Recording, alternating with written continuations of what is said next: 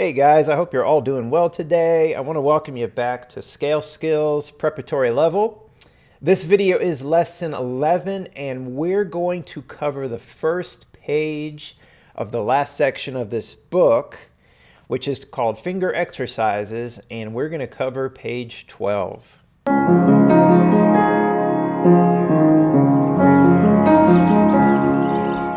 All right, so welcome back. I'm glad you're here with me today. I do want to say, so this is actually the first video that I'm making after the recent devastation of Hurricane Helene, which most of the affected areas are not far from where I live. Asheville, North Carolina, and places even east of there were just devastated.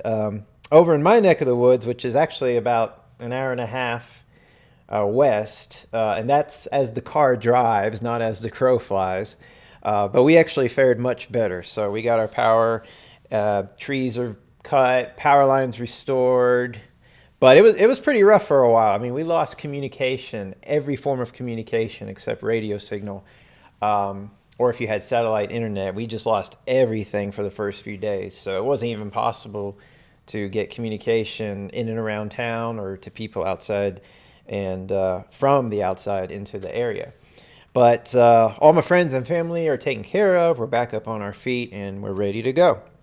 But you definitely want to keep the people in mind that are east of here, because a lot of them are really continuing to struggle. And it will be a struggle for a long, long time. So we definitely want to keep them in our thoughts. And if you can send anything, do anything to help, please do, because for a lot of them, their lives are just absolutely upside down and devastated right now. But I'm glad you're with me today. I'm glad that you're continuing to follow along. So we're going to focus on finger exercises, which is kind of exciting because this is the last lesson of the book. But this is not our last video lesson, because this last lesson is a handful. So we're not getting out of this book just quite yet. Not so easy. Or not so quick now. Whatever the expression is, I don't know. I forget. My mind is a little all over the place. But I'm definitely ready to focus on these finger exercises with you. The reason I'm doing only page 12, and I'm going to divide this up. There's 4 pages, 12, 13, 14, 15. I'm going to divide this up into 4 lessons.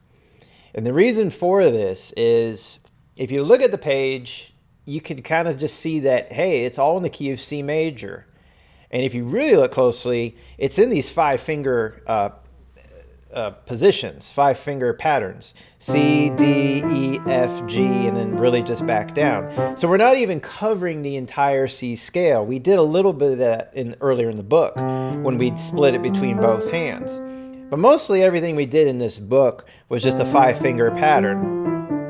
So all these that you see on the 12 and 13 in front of you, but I'm going to focus on 12 today, is in the key of C major. And so that's not so difficult. But what's going to take a lot of time is, if you look under finger exercises, it says transpose to the G, D, A, E, B, F, and B flat. All those keys that we studied throughout this book. Now, what's the point of doing that? Well, when you play pieces of music, obviously the songs that we play are not all in the key of C major. They're in all different kinds of keys, right? So finger exercises, and this is true of everything that you've learned in this book. Everything you've learned in this book can be used as a warm-up before you practice or play through pieces. And let's say, like I was just saying, you have a piece that is in the key of C major. It makes sense to warm up in the key of C major. What if you're going to play something in the key of B flat major? It probably makes sense to warm up in the key of B flat major. So these finger exercises aren't just something to learn, check off, and be done. This is something I encourage you to come back to again and again. Again, pretty much like everything in this book. Now, everything you learn in this book, all the scales, I know we just kind of touch on scales in this book. We'll get more into it in the next couple levels.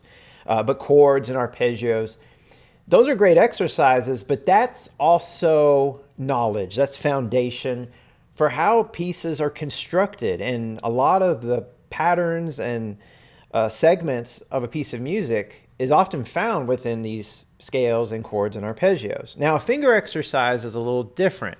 A finger exercise is literally what it sounds like, a finger exercise. Now, these are patterns you may see in a song, but probably not so much.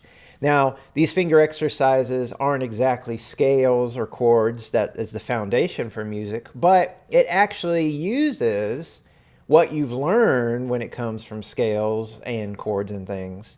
It uses a lot of the same notes, but it's different patterns. Now, these different patterns exercise your fingers. So that's really what we're boiling down to. These are finger exercises. Now, some of this is certainly a mental aspect too. Your brain's going to be thinking. Your brain's going to be like, wait, my finger's not doing what it's supposed to.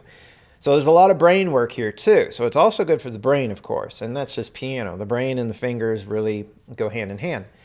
But this is physical work. So physical exercises, really what it boils down to. Now, before we get started, again, I said this was all in the key of C major when you look at it, but we're going to go through these other keys that they have us transposing to. Now, when you look at it, there's no slurs, there's nothing that says play smooth, but when that happens in a finger exercise book, which is almost 100% of the time, it is intended that you play it smooth. So for the first example, the first line there, number 1, I'm going to show you what I mean by that. So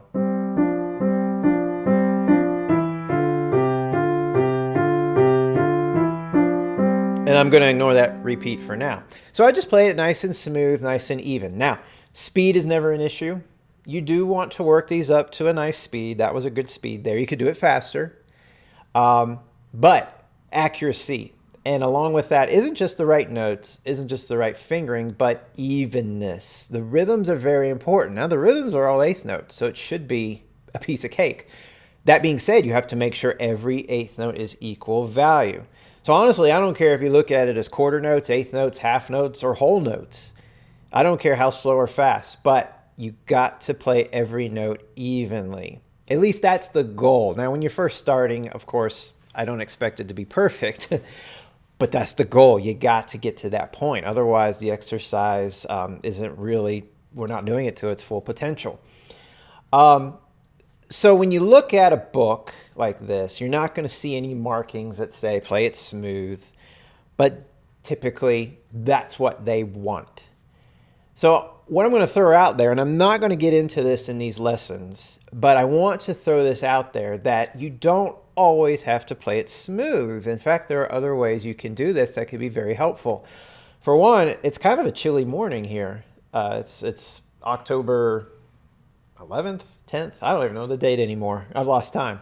But we're here in the mountains, and it's kind of cool. It's kind of chilly this morning. So my hands, my fingers are actually not as limber as they could be. Well, one tip is to not just do finger exercises, but do them with staccato. And now I'm really moving my hands and my fingers, and I'm really, moving them more, and that is going to help loosen them up and warm them up more. Rather than this, if my fingers are cold and I'm playing smooth and close to the keys, it might be hard to dictate every individual note. And also my fingers just really aren't warming up. So that's always a good idea, especially if you're just feeling your fingers are stiff or they're cold, to play staccato. Now, I'm not going to go through every one of these examples with staccato, but I'm just going to throw that out there that you could do that. The other thing is swing. Let's say you're getting ready to warm up for a jazz piece that has a lot of swing. Well, you could actually swing the eighth notes. And remember, with swing, it's long, short, long, short. So on beat 1 is long, the and is short. 2 is long, the and is short. So again, let me show you what I mean by that. Long, short, long, short, long, short, long. So when you do that long, short, that could also help warm you up and kind of get you into the style of a piece that you're about to practice or play that has swing. So again, those are both totally optional, but they can be extremely handy, especially the one with staccato. I definitely recommend that when you do, when your hands are stiff or cold. But from here on out, we're just going to focus on playing smooth. And of course, you definitely want to be able to do that. So let's look at the first example, number 1 up there. So it's just the first line, and there is a repeat. So you're going to play the first 4 measures twice, and then you're going to end with that very last measure, just settling on a half note to just kind of finalize the exercise. Now, again, these are all 1/8 notes. It ends on a half note. I'm not concerned about rhythm. There's one exercise here, number 3. If you look at number 3, 3 is composed of 2 lines, so there is a rest, a quarter rest. We will observe that when we get to it between the 3rd and 4th line. But otherwise, it's all about the evenness, and it's not about speed. So I'm not going to really get into, oh, it's 2/4, oh, we got to count 1 and 2 and, no, just be even. That's all you got to worry about. Let's look at the hands separate, but when we get going through these exercises, you're going to find out there's something really cool that's happening between both hands. And that's going to be true of, I know, page 13 and maybe 14 and 15. What's really cool is that you're actually exercising the same fingers at the same time.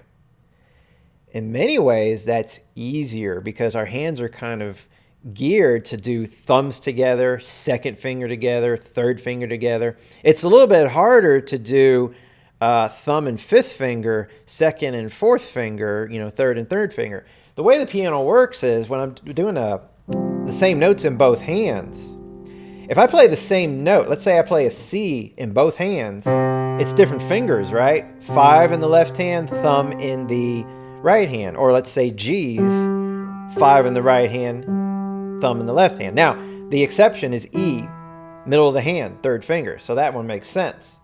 But when I go to like D's, it's 4 and 2, right? Or F's, it's like, 4 in the right hand, 2. So when you play the same note, what's easy about that is it's the same note on the piano. What's hard about that is it's different fingers. Now in that same position, and this is where our exercises on this page fall in line, is when I play different notes, but it's the same finger, that can be a little bit easier in terms of fingering. Now it's a G and a C, and this is what we start with at the beginning of this exercise. But it's the same fingers, and notice it goes to the second finger. You can almost cheat a little bit, and because of the nature of this exercise, I'm not going to discourage that. Because when I go through this page and I saw that they just keep exercising the same fingers together, it feels less like a note exercise and more like, hence the title, a finger exercise. Now, the cool thing about this is you can actually practice this away from the piano. You could read these notes and play on a tabletop. You could do the first measure, thumb, second finger, and then realize it goes back to G and C, so that's thumb, realizing it goes to F and D, so that's second finger. So you see where I'm getting at? So I'm kind of jumping the gun here because I said I would do the right hand first. But I want you to know that once we get going, I'm probably not going to do hands separate because I think and I hope it'll click that all of these are just the same fingers. So the right hand starts on middle C and goes to D. And then it just repeats. So your first measure, there's a little pattern within the measure. C, D, C, D, or 1, 2, 1, 2. Now the next measure, if you see, it's kind of going right up the scale. C, D, E, F. Now it's just logical fingering. What I mean by that is they're not putting in the fingering there, but you're not moving from this position for the entire piece. So that means C is always 1, D is always 2, E is always 3, and F is always 4. Now in the third measure, it's just 5, 4, 5, 4, G, F, G, F. It's kind of like a mirror of what the first measure was, right? And then in the fourth measure, you're just coming down from the G, G, F, E, D. Now it looks like you would end on C at the end of the piece, but remember you're going to repeat. But when you repeat, it goes back to C anyways. In the second measure, we're just going right up. 5, 4 in the third measure, and then right back down, and then we'll end it on C. Now, speaking of mirroring, your left hand is mirroring exactly what the right hand's doing. So the pattern is the same, but it's a mirror. So in measure 1, remember we went C, D, C, D, 1, 2, 1, 2. Well, I said that the left hand is going to do the same fingering. And when you do the same fingering, you mirror the notes. You start on G and go down to F. So your hands, when you put them together, are going opposite directions. But because it's the same fingering, for most of us, it probably feels pretty easy to do. When you go to the second measure of the left hand, it's just G, F, E, D, all the way down to C in the third measure, and it's just 5, 4, 5, 4. Now 5 and 4 for both our hands are a little tricky. Those are our weaker fingers, so you might not do well or as well if you play flat fingered. You might have to curl those fingers in and get in with your tips, especially when going back and forth between 5 and 4. This is a great exercise for those weaker fingers. And then in the fourth measure, you're just coming all the way up, 5, 4, 3, 2. And when you repeat, you're right there at the beginning with your thumb on G. Second measure, you're walking down. Third measure, 5 and 4 on C and D. And then fourth measure, you're walking all the way up, and you're going to end the song, end the exercise with your thumb on the G. Now, when we put the hands together, like I said, just remember, you're mirroring. You're going opposite directions, but it's the exact same fingering. So let's try that. So you make sure you got both hands on the C position. Remember, your thumbs are going to start G in the left hand, C in the right hand. So we're going to go 1, 2, 1, 2, and then we're going to go 1, 2, 3, 4, and now 5 and 4 are weak fingers. So really engage those tips. And then the fourth measure, we're coming back, and then we start again at the beginning.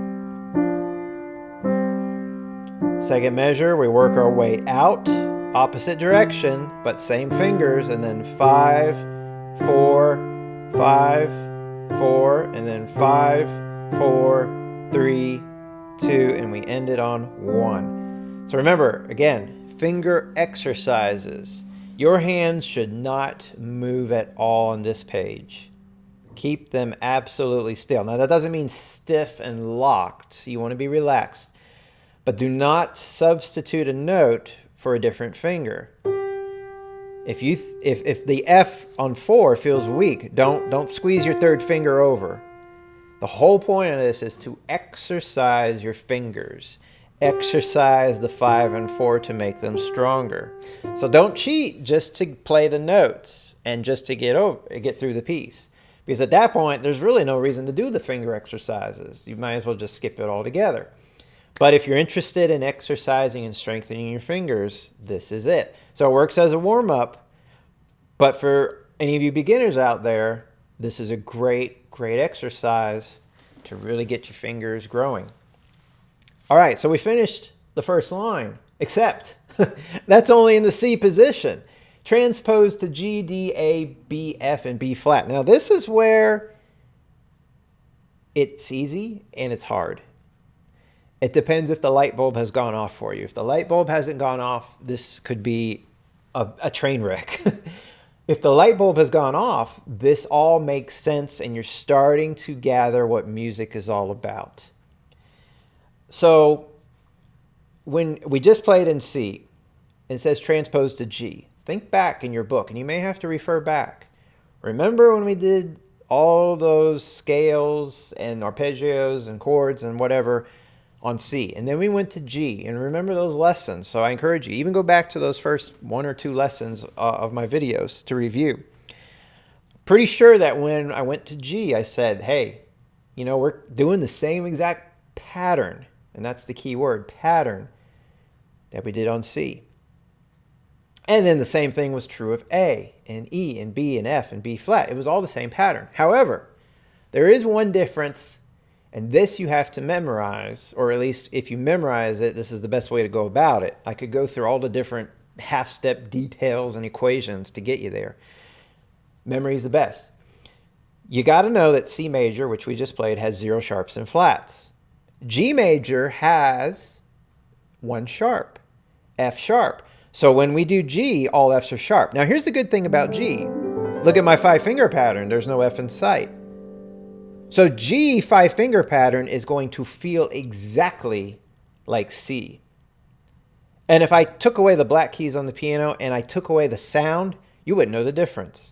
Because at that point, you're just looking at a bunch of white keys and you're not hearing it. It feels exactly the same. But the feel of it is still the same. It's just the visual of it looks a little different because of the locations of the different black key groups in relationship. Of course, it sounds different too. Now, the sound is supposed to be different because it's music, but you're transposing. So it's like, if I put that in song, it's like I'm playing, I don't know, Jingle Bells right there in the C position. But what if I went to G position? See how it works? So that's how it works with song. And that could be helpful in a couple ways. One, just to have variety in the sound. Two, play in an easier key. Or three, if you're accompanying a vocalist, they might love you forever for playing it in a key that fits their range. So there's all kinds of ways. But I'm getting off track. We want to go back to finger exercises. So in this case, it's helpful if you're about to play in a piece that's in the key of G. So here's your G position. I'm not going to focus on notes. That's not the point of this piece. Otherwise, they would have put all the notes for G, D, A, and E. To transpose, you have to think pattern. And this is where this page has saved us because, oh my, there could be patterns that are really difficult. But remember, it's the fingering that saves us here. You can almost get by, and you probably, I encourage it, the more I'm going through this lesson, focus on your fingering and focus on the direction of the notes. So again, these are tools that help us read music, because I could go through and say C, D, C, D, and I'm going to do that. But I could also go through and say 1, 2, 1, 2, which we did. Or I could say, I'm starting on C. I'm going up one note. I'm going back down one note. I'm going up one note. And then in the second measure, I'm going up, up, up, up, without any skips. Remember, there's no skips on this first example. No skips. So also follow where their notes are going. So let's do that with G major. So here we are in our G 5-finger pattern position.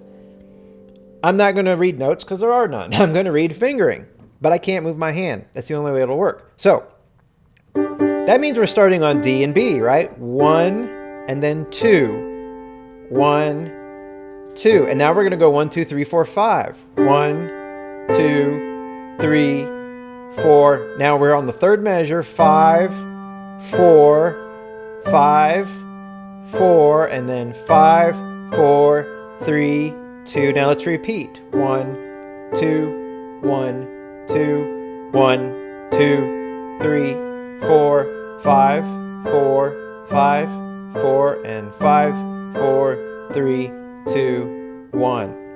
Now I'm hoping that when we just did that, that was a light bulb. If it wasn't a light bulb before, it is. I'm hoping it is now. And I hope that clicked. It was just like, huh, that completely makes sense.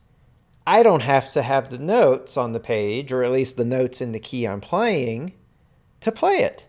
I have other tools at my disposal. I've got the fingering, and I can look at the direction of the notes. So I'm looking at C, D, C, D in the right hand and measure 1, but I'm seeing G, A, G, A. I'm seeing the same pattern. Get it? So I'm going to kind of breeze through these next D, A, E, B, F, and B flat because it's the same principle. Now when we go to D, remember the key of D major has 2 sharps, F sharp and C sharp. So D 5-finger pattern. Now that doesn't sound like major, does it? That's because my F is not sharped. Hear the difference? Yeah, so remember F sharp, so get in this position. So your third finger literally is not going to leave F sharp in both hands for the entire exercise. So we're starting with our thumb, so that's A in the left hand, D in the right. And we're going to take it from the beginning. So 1, 2, 1, 2, 1, 2, 3, 4. Now 5, 4, 5, 4, 5, 4, 3, 2, and repeat.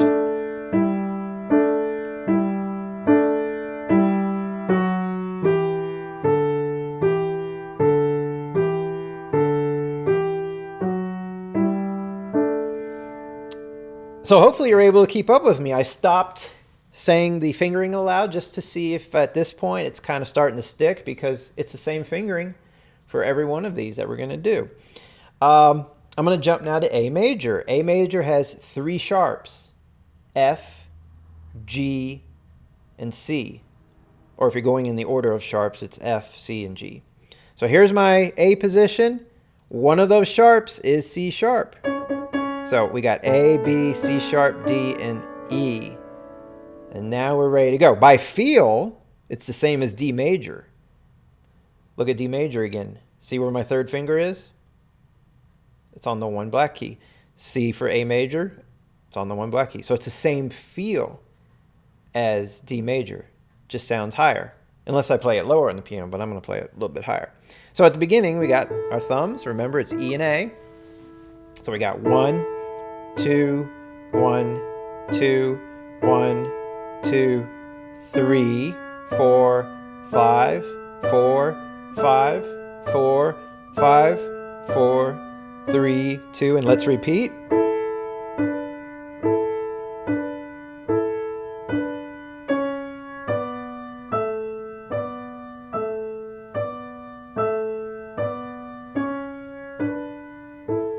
And there it is. All right, so now we're going to go to E major. E gets a little tricky. We got 4 sharps: F sharp, C sharp, G sharp, and D sharp. So here's our E position. So what do we say? F sharp. Well, here's an F. 2nd fingers in both hands. Oops, I did that wrong. 4th finger in the left hand and your 2nd finger in the right hand. We said C sharp, so that's not covered. We said G sharp. Well, there it is. So you need F sharp and G sharps to be covered here. And then there is no D sharp in the 5-finger scale. So this gets a little more tricky now by feel, but still the same pattern. So 1 is on B and 1 is on E. Now here's where it's going to start throwing you off. Because even though it's the same fingering, when I go to my 2 finger, the note below in the left hand is an A, but the note above in the right hand is an F sharp. That's not going to feel natural. We want to be on black keys or white keys at the same time in both hands. This is where it's not going to work anymore.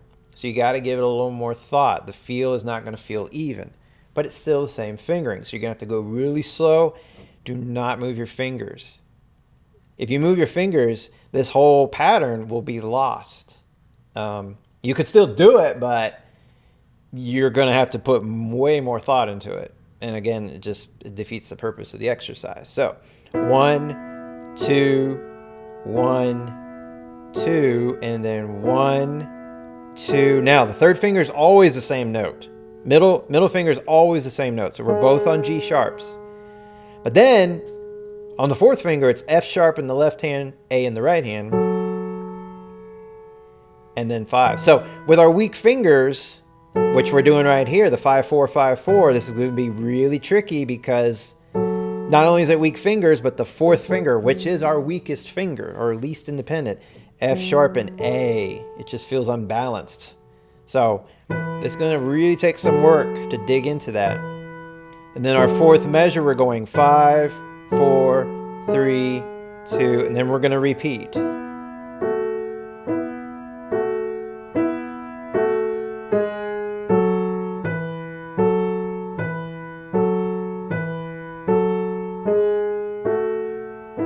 So that is indeed a more difficult one.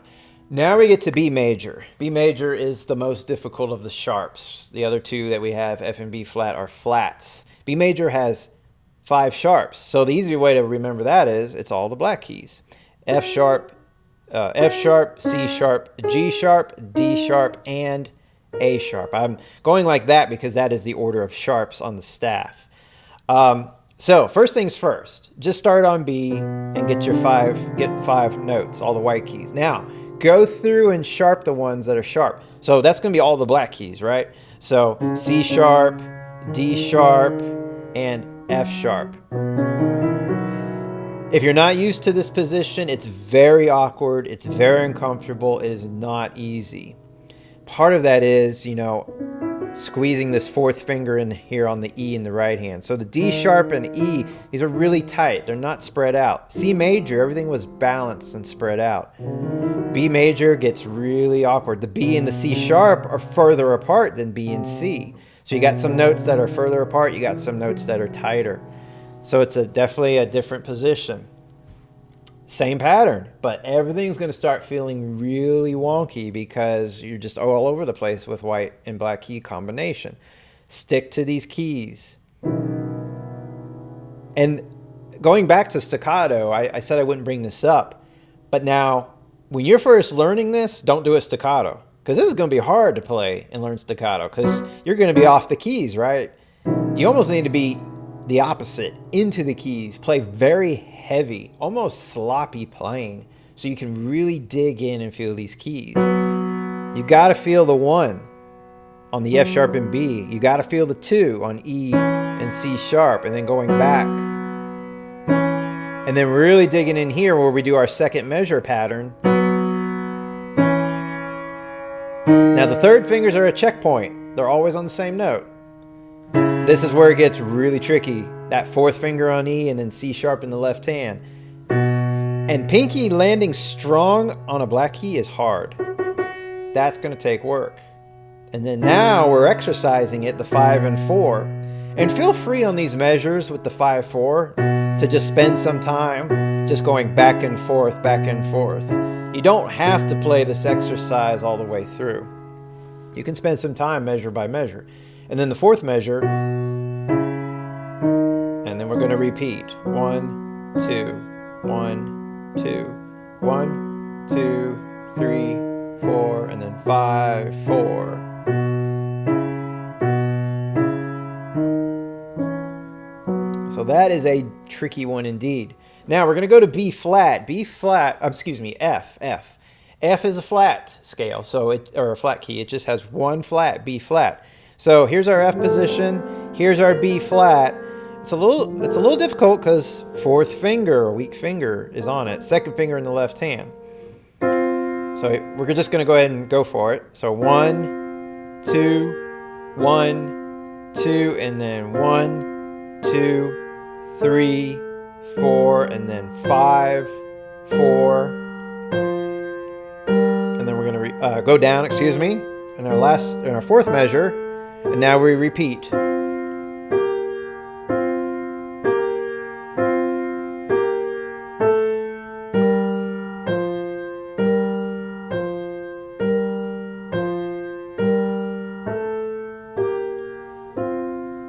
And that leaves our last scale, B flat, which is tricky. It only has two flats, B flat and E flat. But first off, the starting note, and this is the only scale or exercise that does this, is on a black key. So we start with a 5 in the left hand on B flat and a thumb in the right hand. We also have our second and fourth finger on E flat. And then finally F. So in some ways, this is a very awkward position as well. And a lot of that has to do with the starting note. But remember, our starting note is actually going to be F and B flat because 1 and 1, right? So we've got this opposite feel again of white and black. And then when we go to our second finger, it's black and white. So you really got to get used to that. Really dig in. So 1, 2, 1, 2, and then 1, 2, 3, 4. Here it's going to be tricky here too. 5 and 4. We're dealing with white and black keys alternating, and then we're going to come back together in our second to last measure, and then repeat.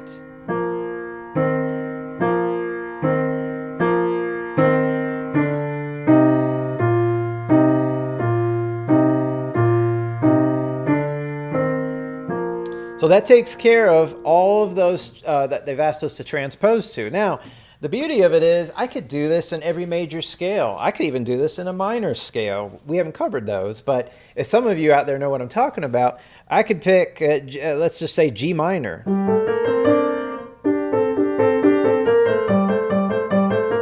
can whip right through it right now because I know the pattern, I know the fingering, and I know my key signature. The minor, G minor has 2 flats, and one of those is B flat. So even the most difficult of scales, this is a hard one. F sharp, also G flat. So they 2 different scale names, but it's actually the same notes. You've got, gosh, what is it? Six sharps and 6 flats? This is bad that I don't have that memorized. That's terrible. But look at this combination of notes. It's almost all black keys, and then you got this B's in here. But I could still whip through it because I'm going to keep my fingers on these notes. I'm not going anywhere. Yes, now it's not fair. I know those scales. I've played all my life. My fingers are well exercised. But you see the point I'm making? That this exercise, of course, is good for working out our fingers. That's like number 1. But it's a great exercise for transposing and understanding how that works. And having that freedom and liberty to play in all these different keys without having to read the different notes. So eventually you could put that into music. Now, I'm not an expert at that. I really am a reader. But if you gave me a simple tune like earlier, Jingle Bells, I could play it in all the different keys. Now, that's within a 5-finger pattern. If you got a piece of music that's going all over the place, that, my friends, is work. But, you know, if you get to that point someday, that becomes almost liberating. It's like a sense of freedom. It's just like, man, I can play this on all these different keys. All the light bulbs are coming on now in the house. It's great. I'm looking at my timer here. I've spent over 35 minutes on this first line, but I think it's time very well spent because now I'm going to go through the rest of this page, lines 2 and then 3 and 4, which are both one longer exercise. I'm going to actually whip through it a lot faster. Why? Because everything I poured into this first line applies to the rest of the page. So I am going to go through it with you, but you're going to have to bear with me. You might have to pause this. You might have to check it out a few more times, or it might all make sense, which is even better. Number 2. So the first thing we got to go through is play it obviously as written. And as we play it as written, we got to study the pattern. We got to study the fingering, where the notes are going. Now, we know it's C major, so we're good on our sharps and flats. There are none. And we know that it's the same fingers at the same time in both hands. So at this point, I encourage you just dig in hands together. If you go hands separate, sure, that's great. Go for it. I really feel like, you know, hands together is the way to go. Better use of your time, and it really does make sense. So we got our thumbs. So we're going to go 1, 2, 3, and then come back to 2. And then the second measure, we're going to start on our thumb. And then we're going to go all the way up to 5. In our third measure, we land on 5, 4, 3, and then turn back around to 4, and then 5, 4, 3, 2. So it's got these little turnarounds, and that's what makes it different than exercise 1. And what makes it different exercise 1 is only measures 1 and 3. Now measures 2 and 4 are the same. Measure 2 had this pattern of going up the scale. Measure 4, you're coming back down it. So it's the turnarounds in measure 1 and 2. So in measure 1, it's 1, 2, 3, 2, and then 1, 2, 3, 4, and then the turnaround here. 5, 4, 3, back to 4, 5, 4, 3, 2, 1. Be very familiar with that pattern before you transpose. Do it on a table. I can do it here up on the piano. 1, 2, 3, 2, 1, 2, 3, 4, 5, 4, 3, 4, 5, 4, 3, 2, 1. So if you're ever away from the piano, you go on vacation for like 2 weeks, and you're just like, man, I'm glad to get away, but man, it's going to hurt my piano playing away from 2 weeks. What do I do? Take these exercises with you. Find a table. Use your lap. Go through it. You'll keep up with your finger abilities, and you won't lose the strength quite as much. And you'll still be thinking about notes, you know, and stuff. You just won't apply it to the keyboard. So now we're going to transpose the second line into G. So no sharps or flats for the 5-finger position. There is an F sharp in the key, but it doesn't affect us. So here we go. 1, 2, 3, 2, 1, 2, 3, 4, 5, 4, 3, 4, 5, 4, 3, 2, and repeat.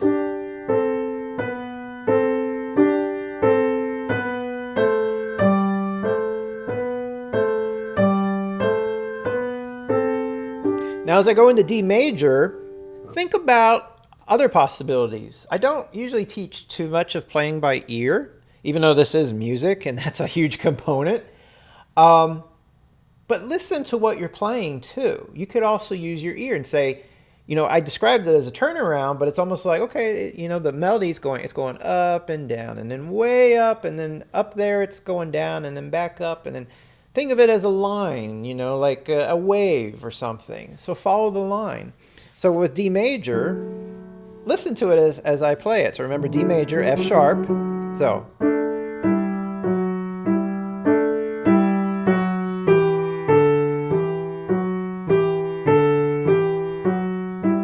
Now I'm doing some things, I'm throwing in some hints that help you, that you don't have to do, but notice in measure 2, I got louder. I put a crescendo in there, just so you could hear it's going up, or both hands are going out and going out. Likewise with measure 4, getting softer, because it's coming back down. But I want you to hear that because that is something else, another tool you can use to help you, especially when transposing. And then as measures 1 and 3, I could actually get louder as I go up and softer as I come back down. That's called shaping. So as I come out, louder, and then softer as I come back in. And then louder as I go up, and then softer, louder, softer. Now again, you don't have to play like that. It does make it more musical and more interesting, I will say that. But hear that, and then apply it for the next one. So we go to A major, C sharp.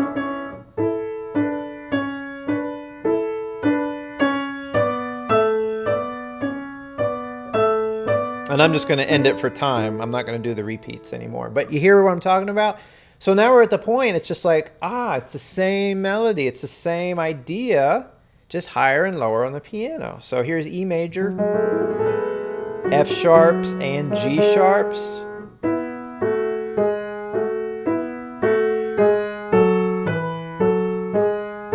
Oh, I messed up.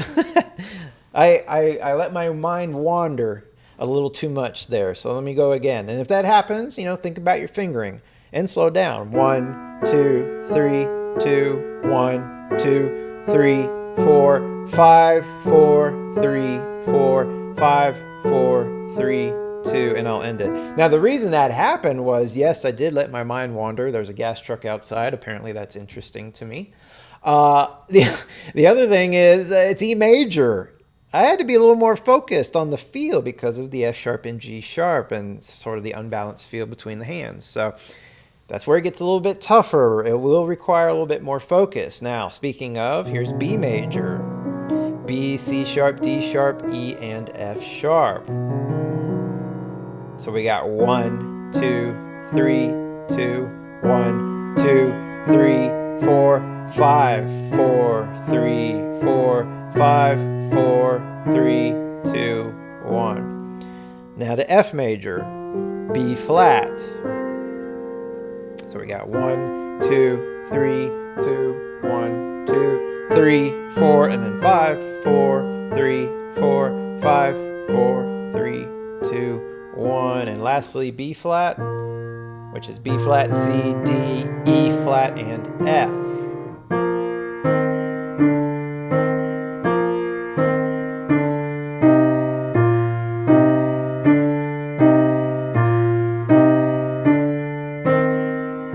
So you notice that didn't play that one quite as pretty. And I'm not even thinking more about, you know, softer, louder, and all that.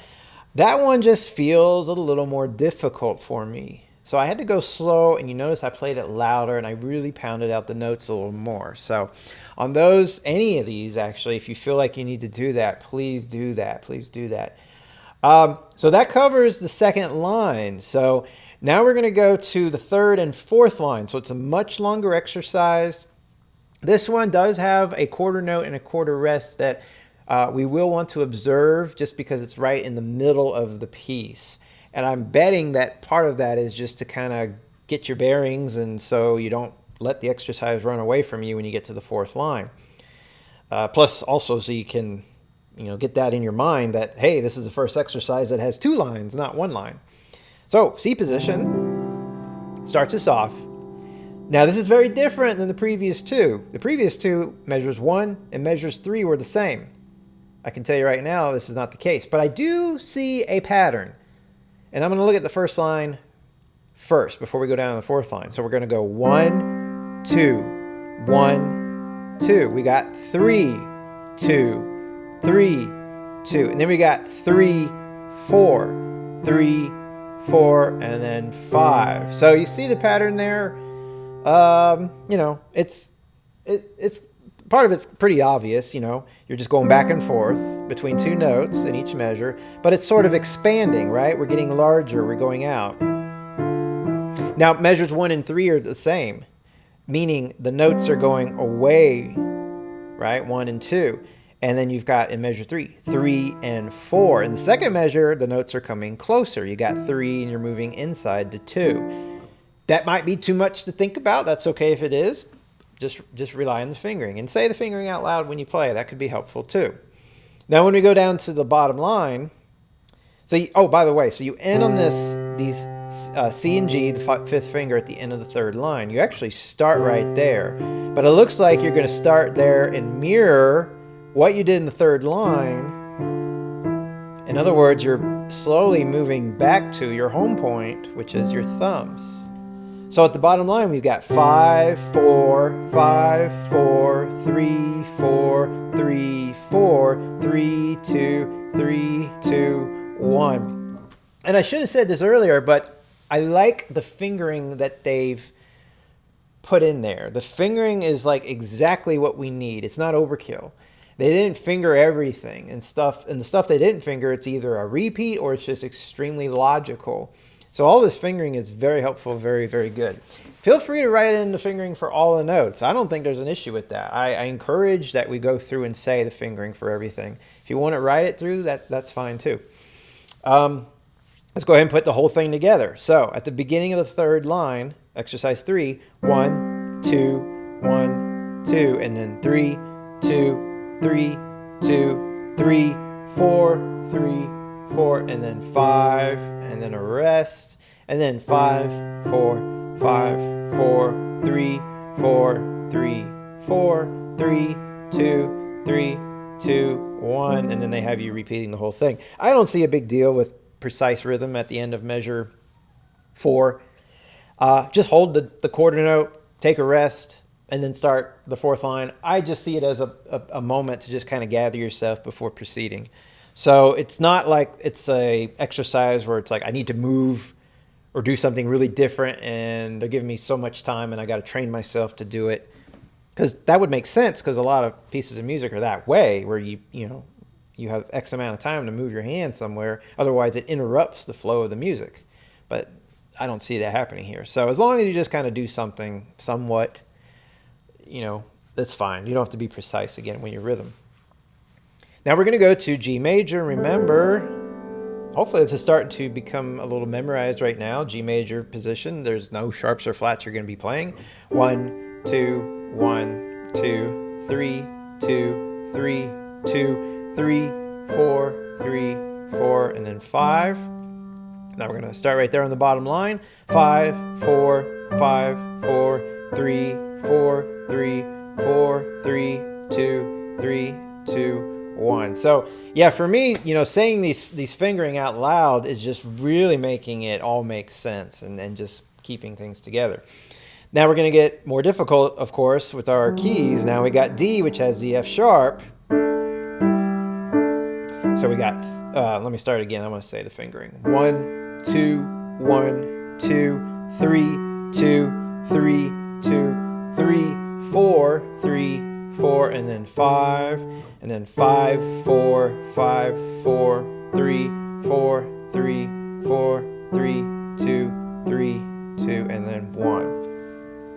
And then we got A major. So 1, 2, 1, 2, 3, 2, 3, 2, 3, 4, 3, 4, 5, and then 5, 4, 5, 4, 3, 4, 3, 4, 3, 2, 3, 2, and 1. Now, I personally don't think I was gifted with the vocal cords of an angel, so I'm just counting it out. But you might find yourself singing the pitches, which actually is extremely helpful in many ways. And that's using your ear and just other parts of your body and brain to help. So I highly encourage that. Most of my professors encourage that. I either one, just didn't put it into practice, or two, just didn't care, or three, just felt like, yes, my gifts are in my fingers, not in my vocals. But if you feel like that's something you want to do, go for it. That is actually very, very helpful. Now, you could be like me and not want to. Perfectly fine. You'll be perfectly fine. E. So remember F sharp, G sharp. So I'm just going to kind of whiz through these last few, but it's the same pattern, right?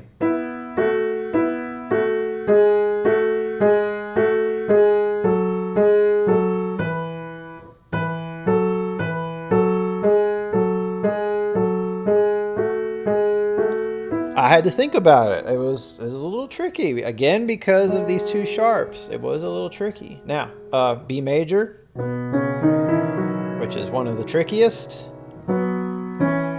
So I gotta go slow. I really gotta think about this. I gotta go slow enough that I get a good feel and I'm not just guessing, but I'm confident.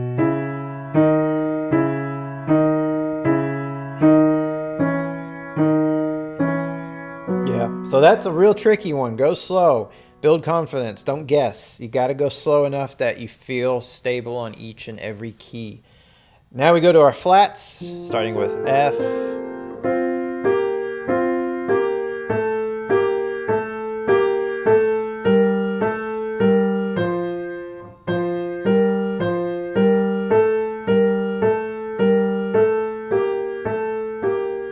And our last one is B flat.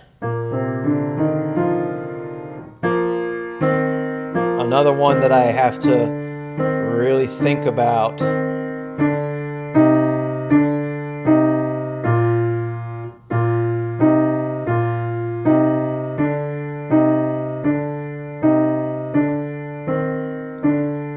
Yeah, I almost lost it on that bottom line. It was really tricky. I really had to think about that and really get my fingers engaged into the keys. Otherwise, I felt like it just wasn't going to happen. So indeed, as we go through these, they tend to get harder and harder, meaning E major, B major. F is actually not too bad. F is not too bad, but B flat and B are certainly, and E too, I think, are the hardest. D and A aren't too bad. There's only one black key, and G is just like C. So again, I expect that, and they usually expect, meaning anyone who puts these books out, and professors and judges and all expect to play exercises if you do them for a professor or judge smooth. But you can do staccato, you can do swing. Obviously, there's a lot to learn here before you get to that point. Now, obviously, doing the key of C major is probably the easiest, both by feel and just because that's what's on the page. But I will tell you this. If you can play the third exercise at the bottom in the key of B flat, like this. See, I already messed up. See, too fast.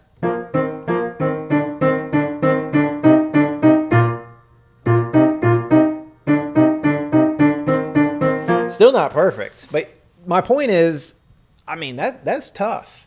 That is tough. So if you can get to the point where you're doing this B flat pattern here at the bottom, playing it quick, playing it staccato, playing it even, you are, in my opinion, pretty much a master. That is not easy. So do you have to get to that point? Absolutely not. Absolutely not. I've been playing more than 30 years, and I'd have to practice that a few times to get to that point. I can't just go right through that with all my practice and ability. And certainly when I was given exercises like this when I first started, that was never a requirement. That was never an expectation. But I'm putting that out there as, if you can, you are a master, in my opinion. So maybe a goal for some of you. most of us probably don't want to spend an hour or 2 hours a day doing finger exercises, but I do recommend a good, once you've learned this, once you've learned these, and maybe you don't need to do this with all of them, but pick one, maybe number 3, because it is a good exercise. It's a little bit harder. 5 minutes a day, 10 minutes a day at the most. I wouldn't spend too much time going through these. Learn them and then just enough time to run through them and warm yourself up. Because once you've learned them, they are simply exercises. They're simply warm up. It's just a good tool to warm yourself up. And that's that. So once you've learned it, it's a nice tool to have. Can you get by without it? Sure, of course you can. Can you do better in the long run with these? Absolutely. Absolutely. Exercises. Think about your body, your own body. Think about your own lifestyle and everything. Yeah, I can do fine sitting on the couch all day. I can have fun. I may enjoy it. But can I really thrive if I do that all day?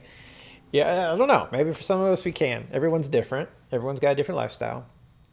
But in general, we all been taught, we all know, if you get up and exercise, you get up and move, everything just works better. Same with piano. If you do all the exercises and warm-ups, you will do better. So I'll leave it at that. Hey, thanks for sticking along. This has been almost an hour. I had no idea it would go quite this long, but at the same time, I had a feeling when we got into the transposing. The good news is this will apply to the next video, and I think even the next couple as we go through page 13, 14, and 15. They do get a little more challenging. There were no skips in these exercises. They were all step motions. When we get to page 13, there will be skips. That makes it a little bit trickier, and also for the transposing. However, it's still the same fingers at the same time, so that's kind of cool. And remember, you can practice this away from the piano since it is the same fingers at the same time. All right, if you have any questions, any comments, please leave them in the section. I love answering that and helping you guys out as much as I can. Please remember to subscribe if you haven't already. Hit me up in Patreon if you feel like leaving a donation. I highly, highly appreciate it. You don't have to do that. I just appreciate you supporting the channel, and I hope that more than anything else, this all makes sense for you. And this is just kind of the light bulb you've been missing. And in the end, just gives you more enjoyment for what we're really here to do. And that's just make some beautiful music. All right. Thanks a lot, guys. Catch you in the next video.